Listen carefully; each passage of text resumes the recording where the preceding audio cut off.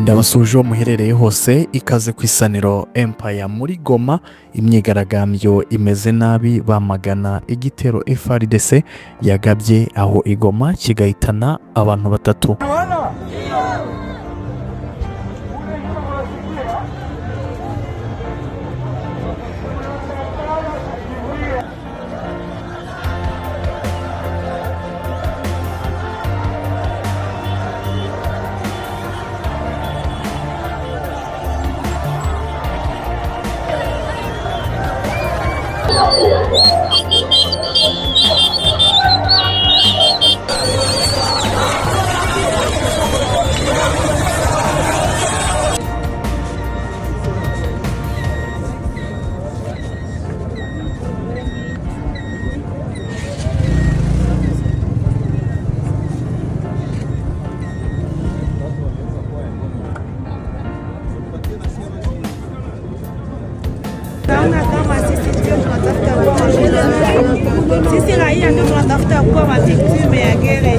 Tshisekedi atuachie amani yetu. Goma tulikuwa na amani ya mingi. Mama alikuwa anaweza ingia mkitana na natosha manguo, anarara anajisikia raha, anajisikia mzuri. Meju ya hii madrone watu warishaanza tetemeka.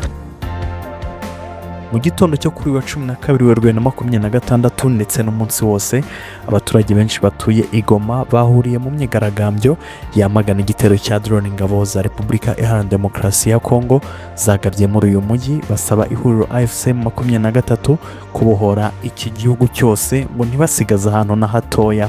Mu masaha 10 y'urukerera yo kuwa 11 Werurwe 2026 drone z'ingabo za RDC zarashe ingo z'abaturage mu gace ka Himbi zica abasivile batatu barimo umufransakazi wakoreraga ishami ry'umuryango w'abibumbye ryita ku bana UNICEF witwaga Karine Bouissette. AFC 23 yamaganye iki gitero igaragaza yuko bidakwiye ku muryango mpuzamahanga ukomeza guceceka mu gihe leta ya RDC irengankana ku masezerano y'agahenge yasinyiwe i Doha muri Katari.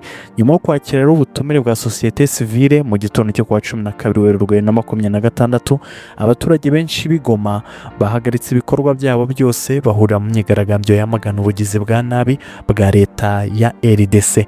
Bamwe muri abaturage bari bafite ubutumwa bwihanganisha imiryango y'abasivile biciwe muri iki gitero, bari banafite ubutumwa bwamagana ibitero bya drone by'ingabo za RDC zikomeje kugaba mu bice bituwe n'abasivile muri Kivu y'Amajyaruguru ndetse na Kivu y'Amajyepfo.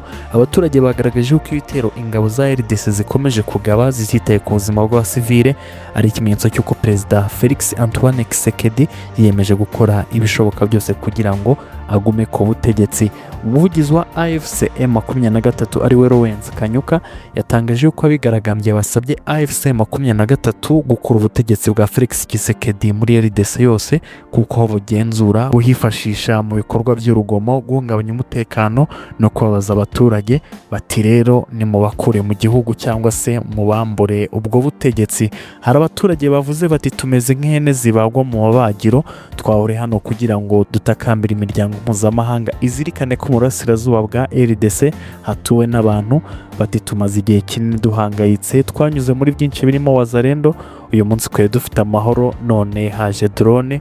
Bati turarambiwe. Abazindukiye mu myigaragambyo yamagana ibitero bya drone bavugaga byinshi. Bamwe mu bigaragambya bari bafite ibyapa bisaba amahanga kutajenjeka, bajenjekera nyine ubutegetsi bwa Tshisekedi, bakavuga yuko abaturage bari kuharenganira. Abandi bavuze bati mubwire Felix Antoine Tshisekedi aduha amahoro yacu, twari twibereye mu mahoro asesuye, twashoboraga no gusinzira ntabwo badufite ndetse tukanaryama nta nicyo twambaye ko dutekanye. Bati mubwire ko niba kunda intambara yajya kwirwana ku rugamba imbere akarwana.